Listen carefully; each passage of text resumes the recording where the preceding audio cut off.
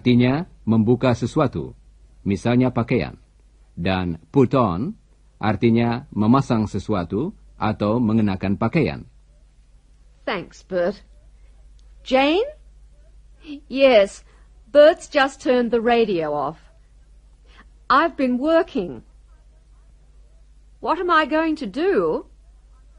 Well, I'm going to take these dirty clothes off and have a bath and put a clean dress on. Then I don't know. I'll switch the television on and we'll watch television for a while. Why don't you come over this afternoon?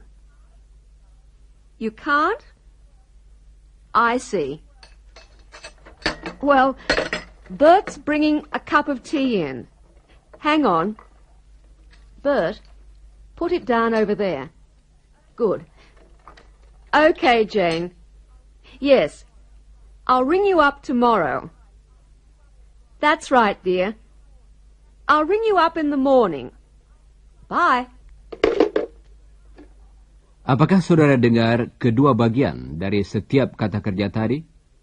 Coba dengarkan lagi kata kerjanya saja. Saya akan menyebutkan artinya supaya saudara dapat menghafalnya. Bring in. Membawa masuk. Turn down. Mengecilkan suara radio. Turn on. Memasang radio. Take off. Membuka pakaian. Put on. Mengenakan. Switch on. Menyalakan. Put down. Meletakkan. Ring up. Menelpon. Nah, saudara-saudara, suatu hal penting yang harus saudara ingat ialah bahwa kedua bagian kata kerja semacam itu dapat dipisahkan. Dengarkanlah sekali lagi salah satu contoh. Bring in. Bring the tea in. He's bringing the tea in. Di antara kedua bagian kata kerja itu, dapat kita masukkan sebuah kata benda atau kata ganti. Dalam contoh tadi, kata bring adalah bagian pertama kata kerjanya, sedangkan kata in adalah bagian kedua. Yang memisahkan kedua bagian tersebut adalah kata-kata the tea. Bring the tea in. He's bringing the tea in. Sekarang saudara kami minta melakukan latihan. Coba ulangi yang berikut ini. He's bringing the tea in.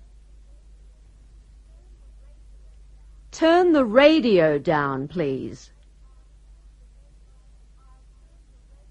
I'll turn the radio off. She's going to put a dress on. I'm going to ring Jane up. Bert's put the teapot down. She's taken her shoes off. Now I'm going to turn the music on.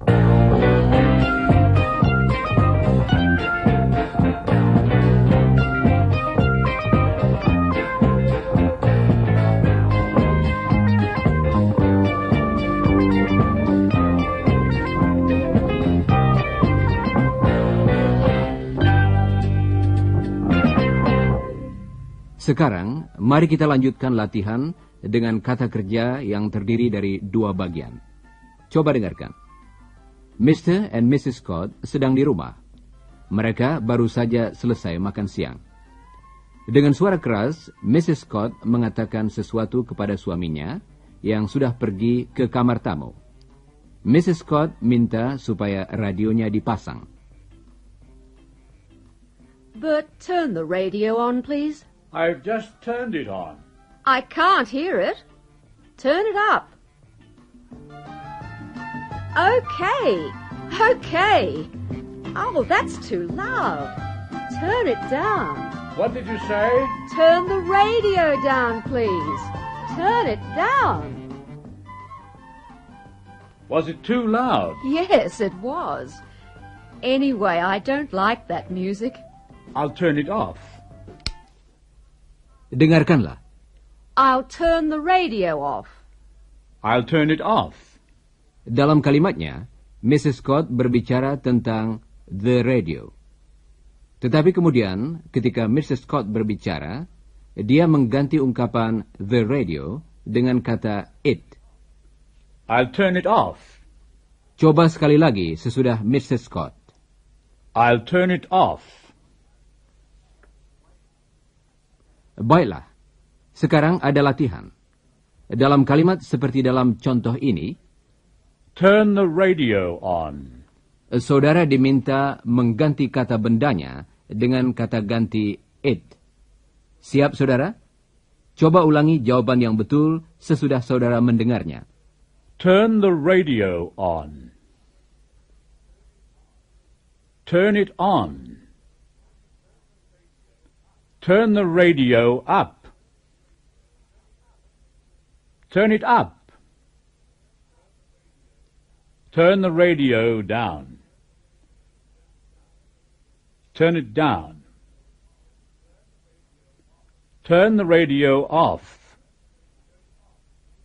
Turn it off. Bagus. Sekarang, mari kita coba membentuk pertanyaan. Dalam pertanyaan, cara memakai kedua bagian kata kerja tadi sama saja dengan kalimat yang lain. Have you rung Jane up yet? Have you rung her up yet?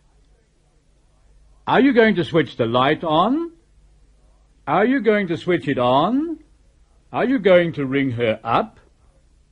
Ring her up? Coba ucapkan sebagian dari pertanyaan tersebut sesudah Mrs. Scott.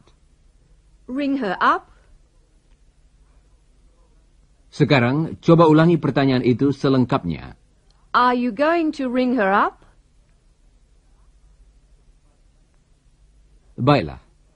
Sekarang, mari kita lanjutkan dengan pertanyaan. Saudara akan mendengar sebuah pertanyaan seperti dalam contoh ini. Did Jane put her new dress on? Saudara diminta mengganti kata benda yang terdapat di antara kedua bagian kata kerjanya